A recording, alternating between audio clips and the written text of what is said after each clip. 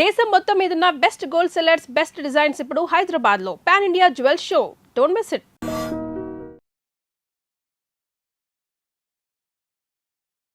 Hi hello నమస్తే welcome back to iDream media. ఒక job చేసే పర్సన్ ఎవరైతే హైదరాబాద్లో ఉంటారో వాళ్ళు ఎగ్జాంపుల్ ఒక 10,000 రూపీస్ ఎస్ఐపి మంత్లీ చేసినట్లయితే, సంవత్సరంలో 5 లక్షల రూపాయలు లంసం కూడా చేసినట్లయితే వాళ్ళ గోల్ ఎంతవరకు రీచ్ అవ్వచ్చు అనే ఒక కేస్ స్టడీ ఈరోజు మనం తెలుసుకోబోతున్నాం. ఇలా నిజంగా చేసిన పర్సన్ గురించి మనం ఈరోజు తెలుసుకోబోతున్నాము. సో ఈ విషయం మనం ఫైనాన్షియల్ ప్రొఫెషనల్ అయిన గిరిబాబు గారి ద్వారా తెలుసుకుందాం ఏం జరిగింది అనేది. Let's go into the episode. నమస్కారం సార్. సార్ ఒక రెగ్యులర్ మిడిల్ క్లాస్ పర్సనే, జాబ్ వచ్చింది, నెలకి మంచి శాలరీ వస్తూ ఉంది. అతను ఒక గోల్ పెట్టుకున్నాడు, నా దగ్గర ఒక 20 ఇయర్స్లో నేను ఇల్లు ఈఎంఐ కట్టుకుంటూ ఇల్లు వద్దు, నాకు 20 ఇయర్స్లో నేను ఆ ఇల్లు డైరెక్ట్ కొనేసుకోవాలి. అది 2 కోట్లు ఉన్నా 3 కోట్లు ఉన్నా సరే నేనైతే కొనేసుకోవాలి. 20 ఇయర్స్ తర్వాత ఇప్పుడు ఇబ్బంది ఏం లేదు. ఒక 25 ఇయర్స్ అబ్బాయి అనుకుందాం. 20 ఇయర్స్ తర్వాత ఎలాగైనా 30 ఇయర్స్ ఈఎంఐ పెట్టుకోవడం కంటే కూడా నేను రెంట్గా ఉంటాను, కానీ నేను ఇల్లు కొనుక్కోవాలి, కారు ఉండాలి, ఇలా ప్లాన్ చేసుకున్నాడు. దానికి ఒక 2 crores 2 to 3 crores అవుతుంది. అయితే తను చేయగలిగే ఎస్ఐపి అమౌంట్ ఏంటంటే 10,000 plus 5 lakhs amount one time. అంటే ఇల్లు కొనుక్కుంటే వన్ టైం ఎలా అయితే డౌన్ పేమెంట్ పే చేస్తామో అలా 5 lakhs వన్ టైం, ఈఎంఐ లాగా ఒక 10,000 rupees which he can afford. So ఈ కేసులో అతను ఎంత టైం పడుతుంది అతను అనుకున్న అమౌంట్ గోల్ రీచ్ అవ్వడానికి, అండ్ ఆ మధ్యలో కన్సిస్టెన్సీ కానీ స్టెప్ అప్లు కానీ ఏమైనా ఉంటాయా, ప్రాసెస్ ఎలా ఉంటుంది? చేసుకోవచ్చు. ఇప్పుడు నార్మల్గా ఒక చిన్న ఎంప్లాయీ 10,000 శాలరీ అంటే 10,000 సేవ్ చేయగలుగుతున్నారు అంటే అతని శాలరీ మాక్సిమం ఒక 35,000-40,000 నుంచి ఉండదు. ఇలాంటి వాళ్ళకు ఈఎంఐ కట్టాలంటే చాలా ఇబ్బంది అయిపోతుంది, because it's commitment for 20 years. రెండోది మీరు 25 ఇయర్స్ అన్నారు. సో 25 ఇయర్స్ అబ్బాయికి ఒక 40,000 కనుక శాలరీ వస్తే అందులో 10,000 ఎస్ఐపీస్ 25% అయిపోయింది.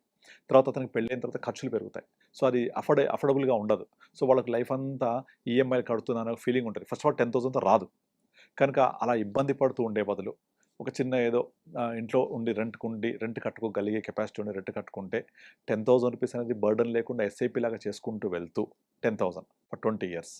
At the same time 5 lakhs one time ఎలాగైతే మనం పే చేస్తామో డౌన్ పేమెంట్, అలాగే ఒక 5 lakhs వన్ టైం చేసేస్తే ఎగ్జాక్ట్లీ 20 ఇయర్స్ తర్వాత మోర్ దెన్ 2 crores ఉంటుంది. ఈజీగా 2 crores ఎబో ఉంటుంది. కానీ ఇక్కడ క్వశ్చన్ వస్తుంది, వెంటనే మన కామెంట్స్ పెట్టేస్తారు, మరి ఇప్పుడు ఫ్లాట్ వాల్యూ ఎంత ఉంది, మినిమం ఒక 1 crore లేకపోతే లేదు అసలు.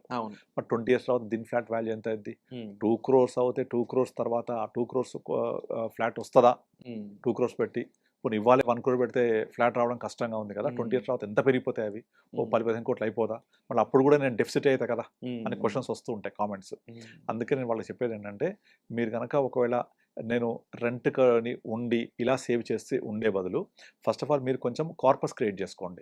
కొద్దిగా గట్టిగా కష్టపడి ఒక 20-25,000 అంటే మీ శాలరీ 40 అయితే చేయలేరు, బట్ కొంచెం ఇన్కమ్ అర్న్ చేసుకొని ఒక 20-25,000 ఎస్ఐపి ఉండేలాగా ఇనీషియల్గా, లేదా అట్లీస్ట్ స్టెప్అప్ చేసుకుంటూ 10,000తో స్టార్ట్ చేసి మెల్లమెల్లగా 12-15 అలా చేసుకుంటూ మీ పోర్ట్ఫోలియోని అట్ ద అర్లియస్ట్ ఒక 1 CR చేసుకొని ఇక 1 CRకి రీచ్ అవ్వడానికి ఒక 2-3 years ముందే మనం రీచ్ అవుతామని అర్థమవుతున్నప్పుడు ముందే మీరు ఒక మంచి 3 yearsలో పొసెషన్లో వచ్చే ఒక ఫ్లాట్ కొనుక్కోండి. ఆ ఫ్లాట్కి 2 కండిషన్స్ ఉండాలి. ఒకటి లోన్ ఎలిజిబిలిటీ ఉండాలి, 2 రెరా వచ్చి ఉండాలి. సో మీరు రెరా వచ్చి ఉండి అట్ ద సేమ్ టైం మీకు కనుక లోన్ ఎలిజిబిలిటీ ఉంటే you will be on safe side. RERA వచ్చింది అంటే ప్రాపర్టీ ఇస్ జెన్యూన్, లోన్ ఇచ్చే ఎలిజిబిలిటీ ఆ ప్రాపర్టీకి ఉంది అంటే then also genuine property. So ఆ ప్రాపర్టీ తీసేసుకొని ఆ 3 years పాటు మీ సిప్ని ఇంక్రీజ్ చేసుకుంటూ only interest disbursed by the bank, అంటే లోన్ డిస్బర్స్ చేస్తూ ఉంటుంది వాళ్ళు కన్స్ట్రక్షన్ చేసిన ప్రకారంగా. అలా 3 years 4 years తర్వాత పొజిషన్ అయితే వస్తుందో ముందు నుంచే మనం లోన్ తెలిపోతే కొంచెం ఇంట్రెస్ట్ కడుతూ ఉంటాం. 4 years అయిపోయిన తర్వాత మనము ఈఎంఐ స్టార్ట్ అవుతుంది. ఫుల్ ఈఎంఐ స్టార్ట్ అయినప్పుడు మన శాలరీ ఎంత ఉన్నా సరే మన దగ్గర కార్పస్ జనరేట్ అయింది కదా, దీని నుంచి సిస్టమేటిక్ విత్డ్రాల్ ద్వారా అవ్వచ్చు, డివిడెండ్ ద్వారా అవ్వచ్చు, కొంత మనీ తీసుకుంటూ ఈఎంఐ కడుతూ వెళ్తే బర్డన్ ఉండదు, మనం ఫీల్ అవ్వక్కర్లేదు.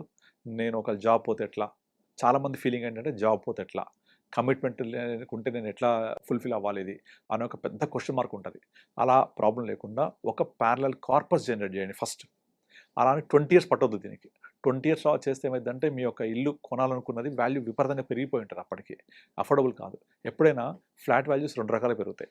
మీరు కొనాలనుకున్న ఫ్లాట్ ఏమో బాగా పెరిగిపోద్ది కొత్తది కాబట్టి, మీరు కొనుక్కున్న ఫ్లాట్ ఏమో వాల్యూ తగ్గిపోతుంది, డిప్రిషియేట్ అవుతుంది. గమనించిందా? ఇప్పుడు నేను ఏదైతే ప్లాన్ చేసి 5 ఇయర్స్ 10 ఇయర్స్ కొనుక్కుంటా అంటే డెఫినెట్లీ ఫ్లాట్ వాల్యూ పెరుగుద్ది, because it is brand new కాబట్టి. బ్రాండ్ న్యూ కన్స్ట్రక్షన్ కాస్ట్ ఇవన్నీ ఇన్వాల్వ్ అయి ఉంటే ఎక్కువ ఉంటుంది. నేను కొనుక్కున్నది డిప్రిషియేట్ అవుతుంది కనుక మనం కొనబోతున్నది డెఫినెట్లీ అప్రిషియేట్ అవుతుంది కాబట్టి నేను 20 ఇయర్స్ తర్వాత down the line is very very long term, అంతవరకు వెయిట్ చేయొద్దు. మీరు అన్నట్టుగా మనం ఒక 8-7 ఇయర్స్లోనే పర్చేసింగ్ ప్రాసెస్ స్టార్ట్ చేసేయాలి. ఇక్కడ నుంచి 10 ఇయర్స్ తర్వాత మీ ఈఎంఐ స్టార్ట్ అయిపోవాలి, అంటే హాఫ్ పీరియడ్ తగ్గిపోవాలి. అండ్ మీరు దానికోసం ఇక్కడ నుంచి కనీసం 5-6 ఇయర్స్ డెడికేటెడ్గా ఒక మంచి ఎస్ఐపి చేయాలి. డౌన్ పేమెంట్ చేసినా అనుకుని కొంత లంసమ్ అమౌంట్ పెట్టుకొని ఒక 6-7 ఇయర్స్ తర్వాత ఇమీడియట్లీ 4 ఇయర్స్ పొజిషన్ ఫ్లాట్ తీసేసుకొని దాని తాలూకా ఈఎంఐ బ్యాంకర్ ఏదైతే లోన్ రిలీజ్ చేస్తూ ఉంటాడో కన్స్ట్రక్షన్ ప్రకారంగా మనం ఈఎంఐ కడుతూ ఉంటాం. సో మన ఒక డిస్బర్స్ అమౌంట్ తక్కువ ఉంటుంది, మేజర్ అమౌంట్ అంతా ఇన్వెస్ట్మెంట్కి వెళ్ళి ఉంటుంది 10 ఏళ్ల తర్వాత ఆర్ 8-9 సంవత్సరాల తర్వాత. లేదా ఇంకొంచెం ఎక్కువ ఇన్కమ్ ఉంటే ఈ ప్రాసెస్ ఇంకా ముందుకు తేవాలి. ఒక 2-3 ఇయర్స్ తర్వాత సిప్ స్టార్ట్ చేసుకొని 3-4 ఇయర్స్ తర్వాతే. నేను చేశాను అలా 2-3 క్లయింట్స్కి.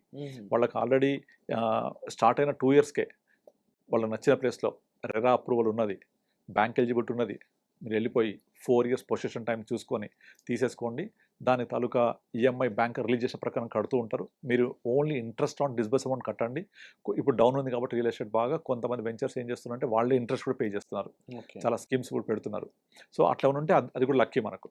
లేకపోతే కూడా చిన్న ఈఎంఐ ఉంటుంది కాబట్టి ఈఎంఐ అనకూడదు, interest on disburse amount pay చేస్తూ పొజిషన్ టైం వరకల్లా మీ దగ్గర కార్పస్ జనరేట్ అవ్వాలి. For this position unit have at least 6-7 years from now onwards. ఇక్కడ నుంచి 2-3 ఇయర్స్ ఫుల్ అక్యుములేషన్, అక్కడి నుంచి 4 ఇయర్స్ పొజిషన్. సో 7 ఇయర్స్ తర్వాత మీ చేతిలో ఓన్ హౌస్ ఉంటుంది, ప్లస్ మీ దగ్గర కార్పస్ కూడా జనరేట్ అయి ఉంటుంది. అప్పుడు ఈఎంఐ కట్టగలిగితే కట్టేసేయండి, let it grow the corpus. Capacity లేదు, జాబ్ పోయింది, use this corpus to repay the loan కంటిన్యూస్గా. మళ్ళీ ఇక్కడ కార్పస్ ఉంది కదా మొత్తం పే చేయొద్దు. సో పే చేస్తే మీ రిటైర్మెంట్ కార్పస్ కూడా డిస్టర్బ్ అయిపోతుంది. దీన్ని రిటైర్మెంట్ కార్పస్ లాగా అనుకొని మీరు ఆల్రెడీ ఏదైతే ఈఎంఐ స్టార్ట్ అవుతుందో కట్టగలిగితే కట్టాలి, కట్టలేకపోతే దీని నుంచే తీసుకుంటూ ఈఎంఐ కడుతుంటే బర్డన్ కూడా ఉండదు. అలా ఒక నెక్స్ట్ ఇంకో 10 ఇయర్స్ తర్వాత లోన్ ఆల్మోస్ట్ 50-60% క్లియర్ అవుతుంది. మార్కెట్స్ ఒక్కోసారి జంప్ కొడుతూ ఉంటాయి ఒక 2-3 ఇయర్స్. అలా బాగా జంప్ కొట్టినప్పుడు కొంచెం ప్రాఫిట్ బుక్ చేసి కట్టడం. అలా ఒక 10 ఇయర్స్లో అంటే కంచి 14-15 ఇయర్స్ తర్వాత మీ లోన్ అంతా క్లియర్ చేసేసుకుంటే మీ కార్పస్ ఏదైతే జనరేట్ చేశామో అదంతా మన దగ్గర ఉండిపోతుంది. నార్మల్గా చాలామంది సిస్టమేటిక్ విత్డ్రాల్ ప్లాన్ అని చెప్పేసి ఇన్వెస్ట్ చేసేసి బ్యాలెన్స్ ఫండ్స్లో నెక్స్ట్ మంత్ ట్రై చేస్తుంటారు. అలా చేయొద్దు. మనము ఒక 1 ఇయర్ డెఫర్ చేయాలి, జనరల్గా చెప్తూ ఉంటాం మేము అట్లా. అలా డెఫర్ చేస్తే కార్పస్ గ్రో అవుతుంది కదా, దాని నుంచి తీసుకుంటూ ఉండాలి. సో మన బేస్ అమౌంట్ డిస్టర్బ్ అవ్వదు. సేమ్ అదే విధంగా ఫస్ట్ 7 ఇయర్స్ ఇన్వెస్ట్ చేస్తూ పోయి ఆ ఇన్వెస్ట్ చేసిన దాని నుంచి వచ్చే రిటర్న్స్తోనే మీ ఈఎంఐ కట్టేలాగా ఉండాలి. సో చాలా క్లియర్గా టైం లైన్ చాలా ఇంపార్టెంట్ అండి. ఇక్కడ ఏ టైంలో మనం ఇన్వెస్ట్ చేయాలి, ఏ టైంలో తీయాలి, మళ్ళీ ఏ టైంలో మనం ఎక్కడెక్కడ పెడుతున్నాం దానికన్నా ముఖ్యంగా ఇక్కడ రెరా అప్రూవల్ చూసుకోవడం కానీ, లేదా మధ్యలో డిస్బర్స్డ్ అమౌంట్ అని అది లోన్ మీద అయి ఉండొచ్చు కానీ అది పే చేయడం అయి ఉండొచ్చు. అండ్ 4 ఇయర్స్ తగ్గే టైంకి మన దగ్గర ఎంత కార్పస్ మనం బిల్డ్ చేసుకోగలుగుతున్నాము, ప్లాన్ చేసుకోవాలి. ప్రతిదీ ఆ టైం లైన్ ప్రకారం ప్లానింగ్. ఇల్లు అనేది ఒక ఎమోషన్, అది దాన్ని ఎక్వైర్ చేయాలి అంటే చాలా మంది నేను చూస్తూ ఉంటాను, దానికి వచ్చిన వాళ్ళందరూ కూడా ఎమోషన్ తోటి ఇలాంటి ప్లానింగ్ లేకుండా ఒక ఇల్లు కొనేసుకొని ఒక ఊబిలో ఇరుక్కుపోతారు. బట్ సార్ ఈఎంఐ కట్టలేక, శాలరీ సరిపోక. 100% ఇప్పుడు కొత్త ఏంటి ప్రాబ్లం, నా జాబ్ ఉందా పోద్దా, అది ప్రాబ్లం. బట్ కార్పస్ క్రియేట్ చేయరు. బట్ మీరు చెప్పిన దాంట్లో క్యాలిక్యులేషన్స్ టిపికల్ గా ఉంది, కానీ 14-20 ఇయర్స్ లో మనం అనుకున్నది రీచ్ అయిపోతుంది కదా.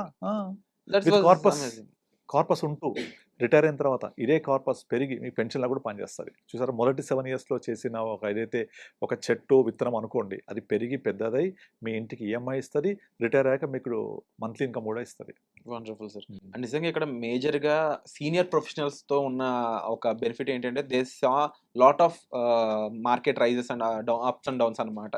దానివల్ల ఏ టైంలో ఏం జరుగుతుందని ఒక ప్రెడిక్షన్ అయి ఉండొచ్చు, లేకపోతే మార్కెట్లో అది ఫాల్ అయినా సరే పానిక్ అవ్వకుండా ఆ టైంలో మనం ఏం చేస్తే మనం కాస్త గ్రీన్లో మనం ఉంటాం, మార్కెట్ కాదు మనం గ్రీన్లో ఉంటాం అనేది అయ్యి ఉండొచ్చు.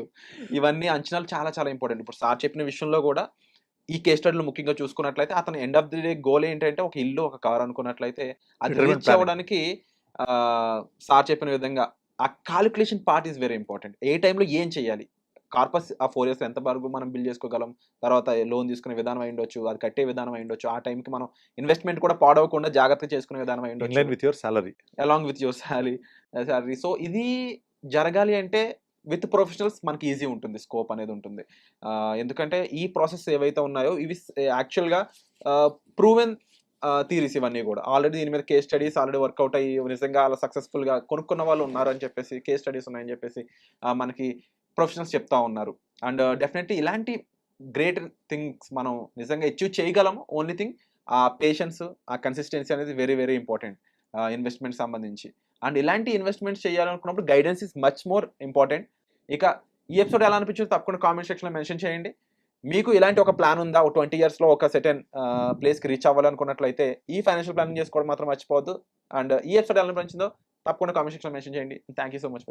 థ్యాంక్ యూ అండి. And for more videos, Please subscribe to iDream. Please subscribe to iDream. Please subscribe iDream. And please subscribe to iDream. For more videos, subscribe to iDream. please like, share and subscribe to the channel. Congratulations, iDream. subscribe to iDream. Subscribe to iDream. So subscribe to iDream Media. iDream ki iDream team అందరికి huge congratulations. Please subscribe iDream Media. Please subscribe to iDream. Subscribe iDream. Please subscribe to iDream. iDream అంటే నా కళల channel subscribe చేసుకున్న నోరు తిరుగుతలేదు, మీరైతే గంట గుర్తు కొట్టండి. For more such videos, please subscribe to iDream. Subscribe to iDream. Please subscribe to iDream. Please subscribe iDream Media. Please do subscribe to iDream. Please subscribe to iDream Media. For best entertainment and information, please subscribe iDream. And don't forget to subscribe to iDream.